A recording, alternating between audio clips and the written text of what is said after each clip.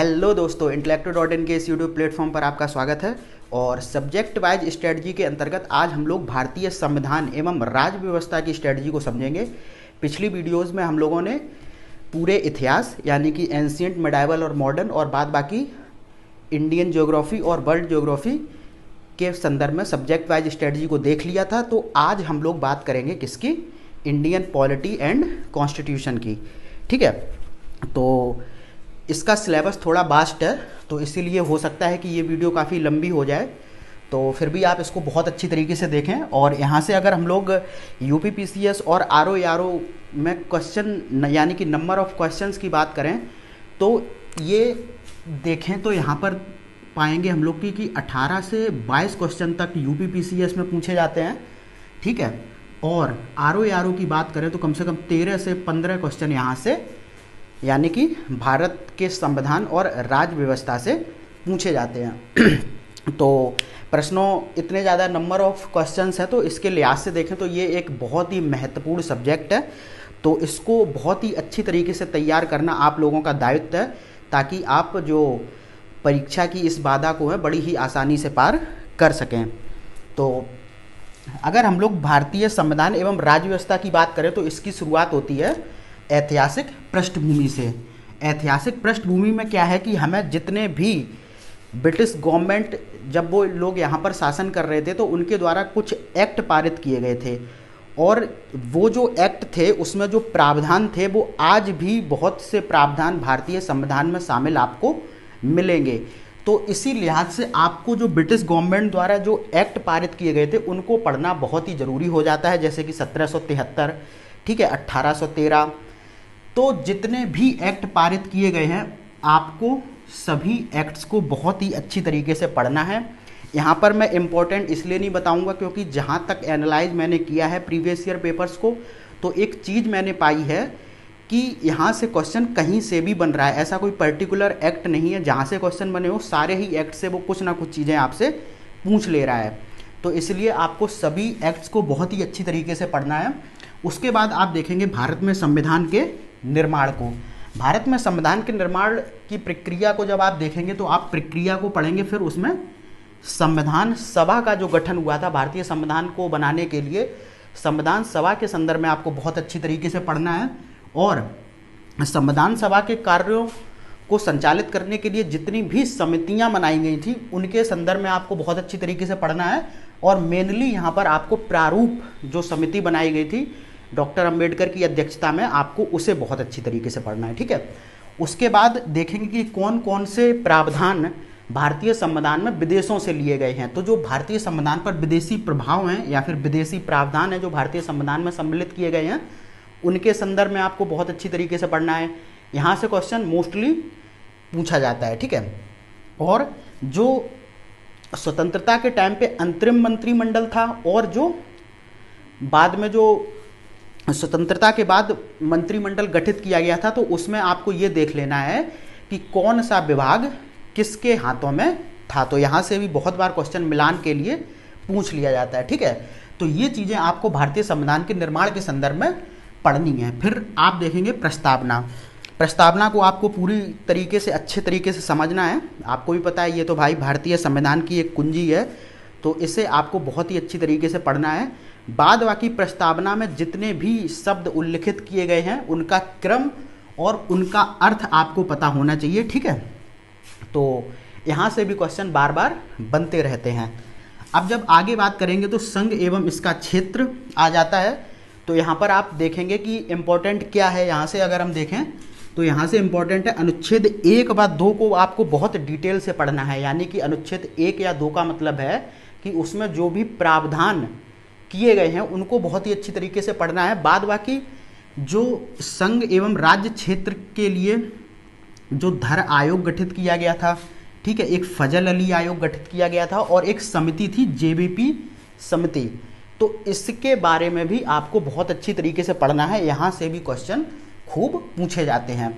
और एक क्वेश्चन आपने मोस्टली देखा होगा, हर बार पूछा जाता है, अगर आपने पहले एग्जाम दिया होगा या प्रीवियस ईयर क्वेश्चंस देखे होंगे, कि 1956 में तो जितने 14 राज्य गठित होने थे वो हो गए, लेकिन उसके बाद जो राज्यों के गठन का क्रम है यानी कि उनकी स्थापना का क्रम है वो बहुत पूछा जाता है। एक तो बहुत बार ये पूछ लिया जाता है कि किस संविधान संशोधन के द्वारा, एक चीज़ मैं और लिख दूं यहाँ पर, किस संविधान संशोधन के द्वारा स्थापित किया गया राज्य, और दूसरा राज्यों की स्थापना का क्रम क्या है। ठीक है, ये चीज़ें आपसे यहाँ पर पूछी जा सकती हैं। इसके बाद जो अगला टॉपिक है आपके सिलेबस में वो है नागरिकता।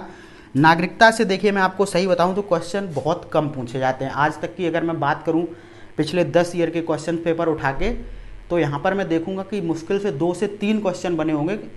और यहाँ पर देखिए क्वेश्चन कहाँ से बन जाते हैं, एक तो नागरिकता की प्राप्ति कैसे होती है भारत के अंदर, और नागरिकता की समाप्ति, यानी कि नागरिकता की प्राप्ति के प्रावधान क्या हैं, नागरिकता की समाप्ति के प्रावधान क्या हैं, इनको आप बहुत अच्छी तरीके से पढ़ लीजिए।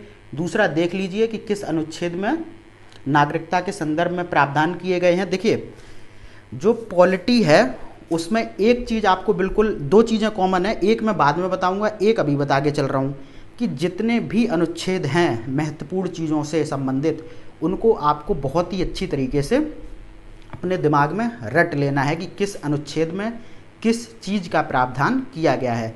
दूसरा कौन से भाग में, फिर कौन से अनुसूची में। तो यानी कि भाग, अनुसूची और अनुच्छेद, 3 चीज़ों को तो आपको बिल्कुल अपने माइंड में एकदम सेट कर लेना है कि कौन सा प्रावधान किस भाग, अनुसूची या फिर अनुच्छेद में किया गया है। ठीक है, तो यहाँ पे नागरिकता में आप देखेंगे प्राप्ति और समाप्ति के प्रावधान, और उसके बाद 2019 का जो नागरिकता संशोधन हुआ था उसके बारे में भी आप अच्छे से पढ़ लीजिए कि उसमें क्या क्या प्रावधान किए गए थे। इसके बाद एक बहुत ही इंपॉर्टेंट टॉपिक आता है और यहाँ से क्वेश्चन बहुत बनते हैं, मौलिक अधिकार। 3 टॉपिक हैं, मौलिक अधिकार, नीति निर्देशक तत्व और मूल कर्तव्य। यहाँ से आपको क्वेश्चन हर बार देखने को मिलेगा और हर एग्जाम में देखने को मिलेगा अगर वहाँ पे भारतीय राज्य व्यवस्था या फिर संविधान को पूछा जाता है। तो मौलिक अधिकारों के संदर्भ में आपको सारी चीज़ें तो पढ़नी ही है कि मौलिक अधिकार क्या होते हैं, एक व्यक्ति के लिए मौलिक अधिकार क्यों जरूरी हैं, ठीक है, इनकी प्रकृति कैसी होती है, यानी कि ये न्यायालय द्वारा लागू किए जा सकते हैं या फिर नहीं, या फिर इनमें बदलाव कैसे किया जा सकता है मौलिक अधिकारों में, यानी कि संशोधन कैसे किया जा सकता है, कौन करता है संशोधन, ठीक है, इसको ख़त्म किया जा सकता है कि नहीं किया जा सकता है, अगर किया भी जा सकता है तो कौन सी कंडीशन है जिसमें किया जा सकता है। तो ये सारी चीज़ें तो आपको पढ़नी ही है, लेकिन आपका जो मूल फोकस बिंदु होगा वो आपका होगा जो भारत के संविधान में 6 मौलिक अधिकार उल्लिखित हैं, उनको आपको बहुत अच्छी तरीके से देखना है। और उनमें एक चीज़ करनी है कि जितने भी अनुच्छेद हैं उनसे संबंधित किस अनुच्छेद में किस मौलिक अधिकार का वर्णन किया गया है, ये आपको बहुत अच्छी तरीके से पता करना है। देखिए अगर मान के चलिए 40% क्वेश्चन मौलिक अधिकार में अलग चीज़ों से बने हैं, लेकिन 60% क्वेश्चन आपको आज भी मौलिक अधिकार में इनके अनुच्छेद के संदर्भ में ही पूछे जाते हैं। तो इसलिए जो मौलिक अधिकार से संबंधित अनुच्छेद हैं वो आपको बहुत ही अच्छी तरीके से पता होना चाहिए। पता ही होगा आपको 12 से 35 तक अनुच्छेद में मौलिक अधिकारों का वर्णन है, तो इन अनुच्छेदों को आप रट जाइए बिल्कुल। इसके बाद अगला टॉपिक है नीति निर्देशक तत्व। तो यहाँ से भी क्वेश्चन बनता है, यहाँ भी पूछा जाता है कि नीति निर्देशक तत्व तो क्या होते हैं, ये चीज़ पता कर लीजिए, क्यों होते हैं, ठीक है, और फिर इनकी प्रकृति कैसी होती है, इनको न्यायालय द्वारा लागू किया जा सकता है या फिर नहीं किया जा सकता, ये पता कर लीजिए। फिर देखिए एक यहाँ पर आपको जो मुख्य फोकस बिंदु है वो कहाँ पर रखना है कि नीति निर्देशक तत्वों के जो संबंधित अनुच्छेद हैं उनके बारे में आपको पता होना चाहिए, यानी कि किस अनुच्छेद में किस नीति निर्देशक तत्व की बात वहाँ पर की गई है, तो ये आपको बहुत अच्छी तरीके से पता होना चाहिए। फिर देखिए अगला जो आपका टॉपिक है वो है मूल कर्तव्य। तो मूल कर्तव्य, एक तो यही मूल कर्तव्य क्या होते हैं, क्यों होते हैं, और इनकी भी प्रकृति के बारे में आप पता कर लीजिए। फिर आप जो 11 मूल कर्तव्य हैं उनके बारे में देख लीजिए कि कौन कौन से मूल कर्तव्य भारतीय संविधान में शामिल किए गए हैं, ठीक है। अब देखिए एक चीज़ मैं आपको बताऊं कि यहाँ पर 3 चीज़ों से, चाहे मौलिक अधिकार हो, नीति निर्देशक तत्व हो या फिर मौलिक कर्तव्य हो, यहाँ पर एक क्वेश्चन बनता है तीनों चीज़ों से कि आपको 4 विकल्प दे रखे होंगे, फिर वहाँ से पूछा जाएगा इनमें से कौन सा मौलिक अधिकार है, या फिर इनमें से कौन सा नीति निर्देशक तत्व है, या फिर इनमें से कौन मूल कर्तव्य के अंतर्गत शामिल किया जाता है।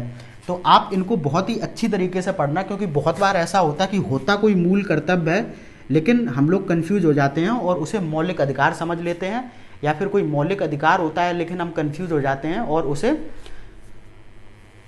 नीति निर्देशक तत्व समझ लेते हैं। तो ऐसे में क्वेश्चन हमेशा से कंफ्यूजन क्रिएट करते हुए 4 विकल्पों के रूप में आपसे पूछा जाएगा कि इसमें से कौन सा मौलिक अधिकार है, या फिर नीति निर्देशक तत्वों के अंतर्गत शामिल है, या फिर मूल कर्तव्य है। तो ये चीज़ें आपको पता होना चाहिए। तो इसका मतलब है कि आपको इन चीज़ों को बहुत ही सटीकता के साथ अपने माइंड में रखना होगा। इसके बाद अगला टॉपिक है कि भारतीय संविधान में संशोधन। तो भारतीय संविधान में संशोधन को अगर हम देखें तो एक तो ये प्रक्रिया इसकी क्या है, ठीक है, और प्रक्रिया के अंतर्गत ही आप देखेंगे कि कौन कौन से अनुच्छेद के अंतर्गत भारतीय संविधान में संशोधन की बात की गई है, ठीक है।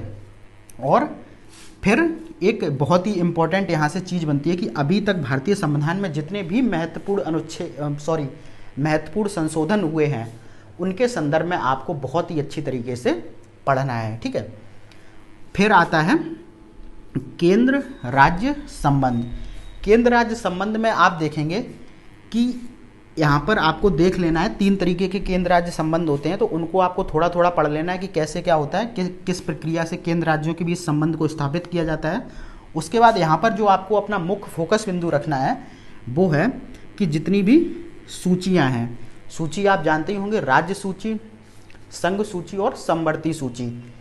तो इन सूचियों के बारे में आपको बहुत अच्छी तरीके से पढ़ना है। और यहाँ पर एक चीज़ आपको बहुत अच्छी तरीके से दिमाग में रख लेनी है कि कौन सी विषय वस्तु को किस सूची में शामिल किया गया है। जैसे स्वास्थ्य है तो वो किस सूची में है, शिक्षा है तो किस सूची में है, कानून है, पुलिस है, ठीक है, डाकघर है, ये सारी चीज़ें आपको पता होनी चाहिए कि राज्य सूची के अंतर्गत आती हैं या फिर संघ सूची के अंतर्गत आती हैं या फिर आती हैं समवर्ती सूची में।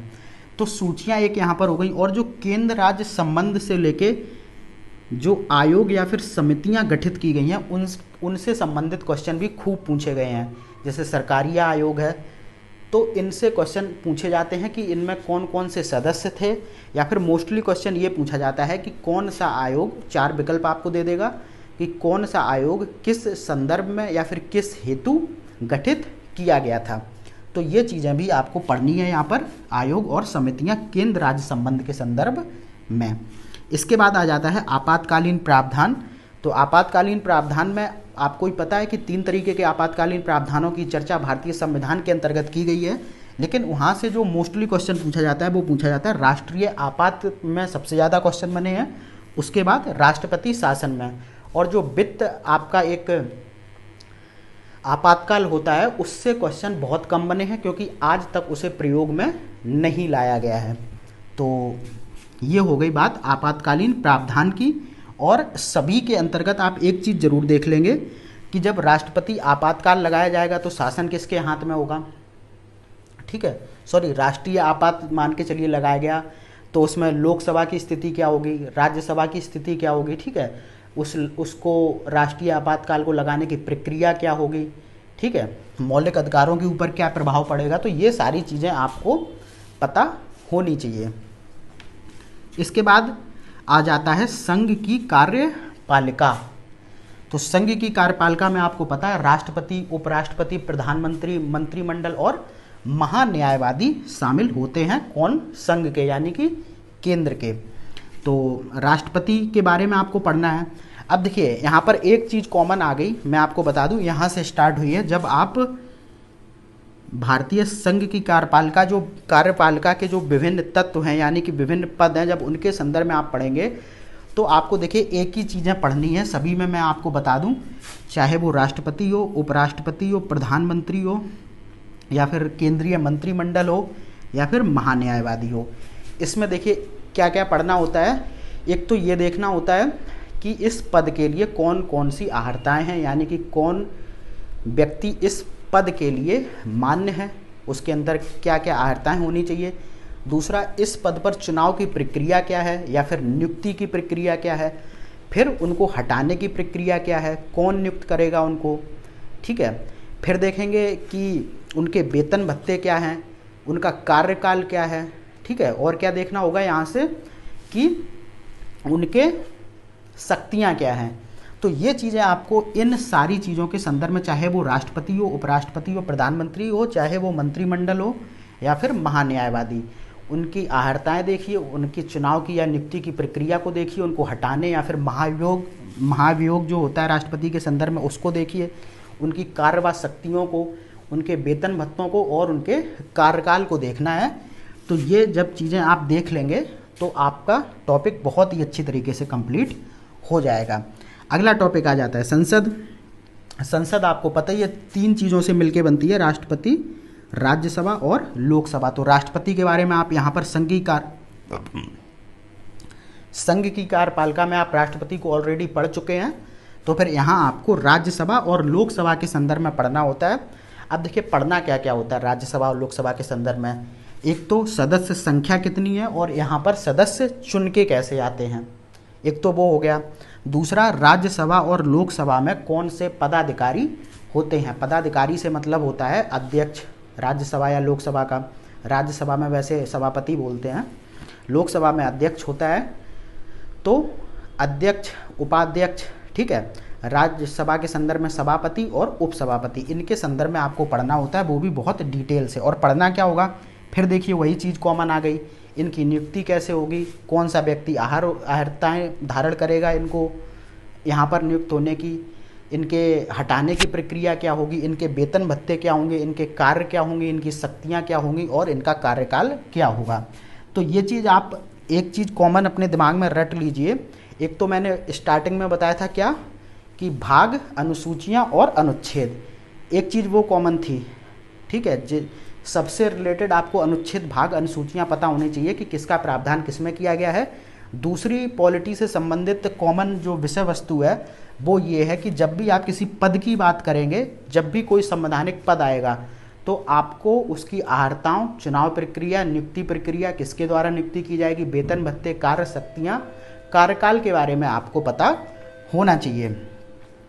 इसके बाद देखिए संसद के संदर्भ में 2 चीज़ें और आपको पढ़नी है, ठीक है। क्या क्या, हाँ एक चीज़ मैं बताना भूल गया यहाँ पर कि राज्यसभा और लोकसभा की शक्तियाँ क्या क्या होंगी। यानी कि जब भी कोई वहाँ पर संविधान संशोधन विधेयक पारित होगा या फिर कोई कानून बनाने के लिए कोई वहाँ पर क्या बोलते हैं प्रस्ताव लाया जाएगा, तो राज्यसभा और लोकसभा की शक्तियाँ उस प्रस्ताव या फिर उस कानून या फिर अधिनियम को पारित करने में क्या होंगी।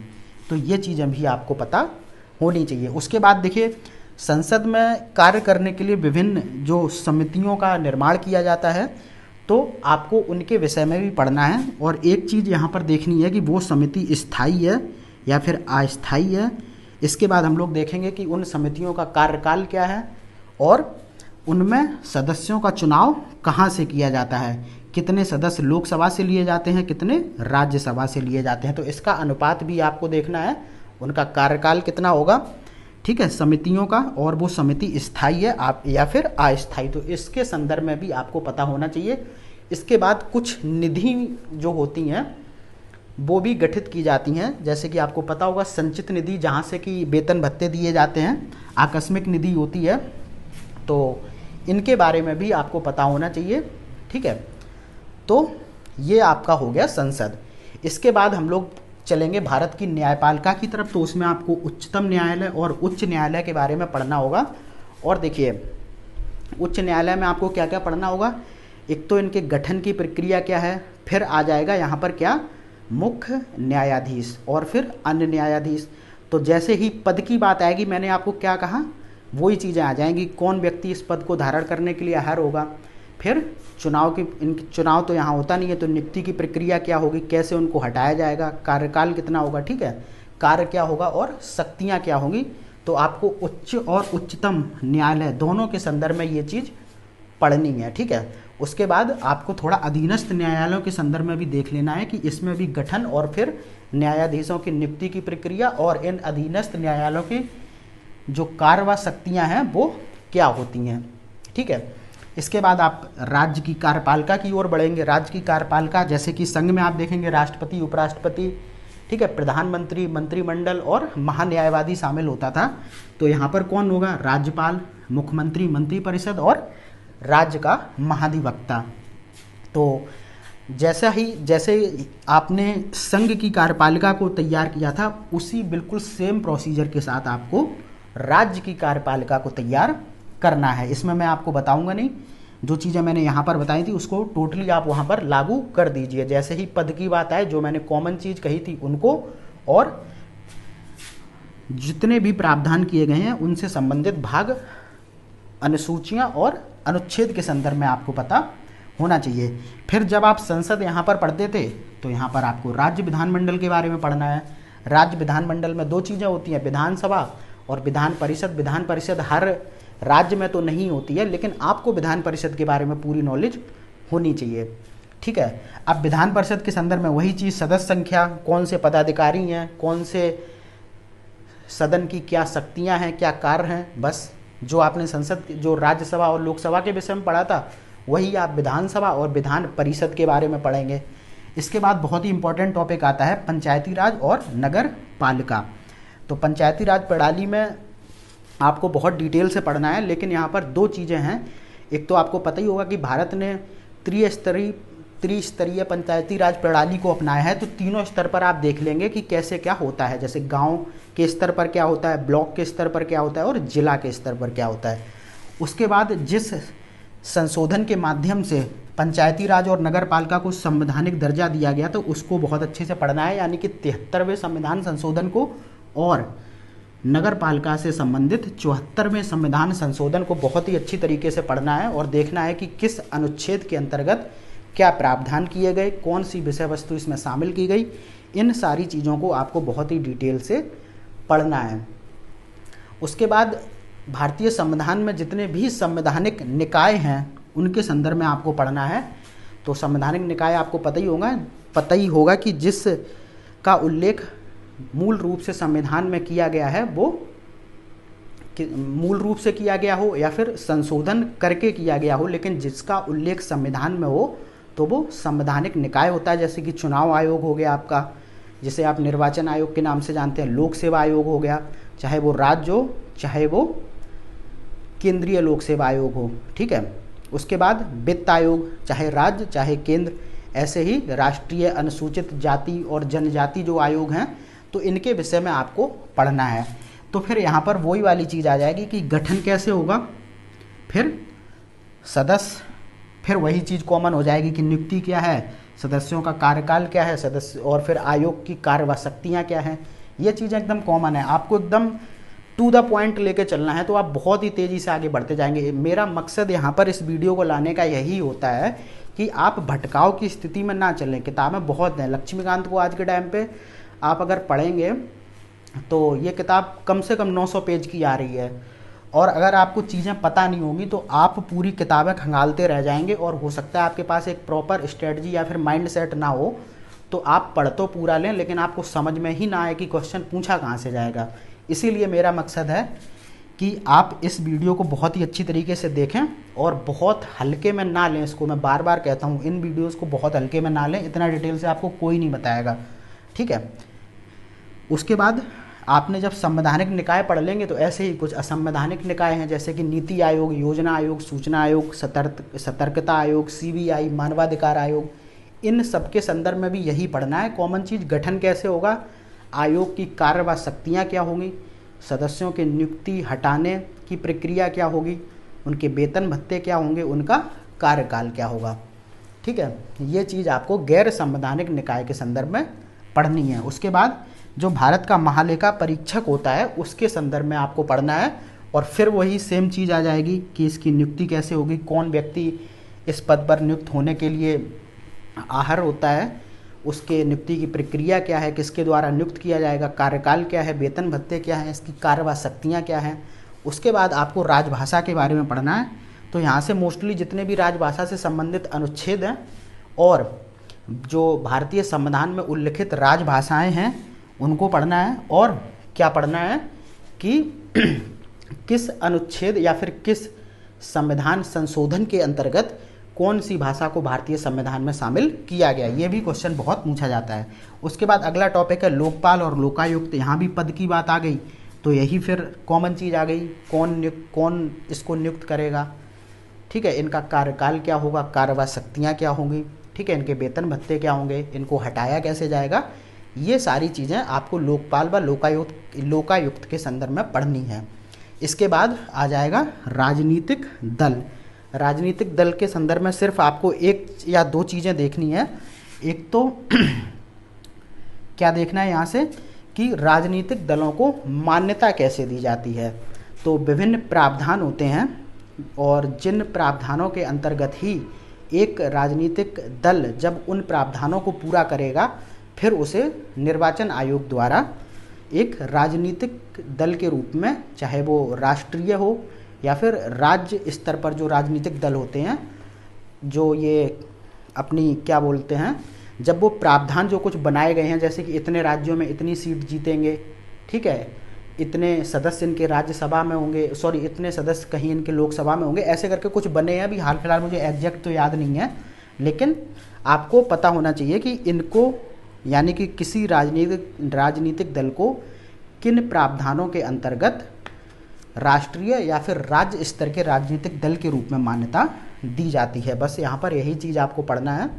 और देखिए यहाँ पर एक चीज़ और देख लीजिए, जो दल बदल वाला कानून होता है उसको भी थोड़ा देख के चलना है कि जब कोई जो नेता होता है वो जब अपने दल को बदलता है और जब वो कहीं संसद में बैठा होता है तो उसका प्रावधान क्या है, यानी कि जो दल बदल आधार जो कानून है उनके संदर्भ में आपको पढ़ना है। इसके बाद आप देखेंगे जितने भी भारतीय संविधान के भाग हैं, अनुसूचियां हैं और महत्वपूर्ण अनुच्छेद हैं, आपको उनके संदर्भ में एकदम एग्जैक्ट पता होना चाहिए कि किस भाग में या फिर किस अनुसूची में या फिर किस अनुच्छेद में किस चीज़ का प्रावधान किया गया है। तो ये स्ट्रेटजी हो गई आपकी भारतीय संविधान एवं राज्य व्यवस्था की। तो आई होप आपको चीज़ें बहुत ही अच्छी तरीके से समझ में आई होंगी और आप अब जब भी कोई मोटी किताब उठाएंगे तो मैं यहाँ पर सजेस्ट एक ही किताब करने वाला हूँ, आपको भी पता होगा, एम लक्ष्मीकांत। आप इसको पढ़िए, बहुत ही अच्छी किताब है। लेकिन अगर आप इस माइंड सेट को यानी कि इस स्ट्रेटजी को लेके अपने दिमाग में चलेंगे तो वो भारी भरकम किताब आपके लिए बहुत ही आसान हो जाएगी और आप टू द पॉइंट यानी कि बिल्कुल एग्जाम ओरिएंटेड स्टडी अपनी कर पाएंगे। तो फिर चलिए मिलते हैं अगली वीडियो में, तब तक के लिए धन्यवाद।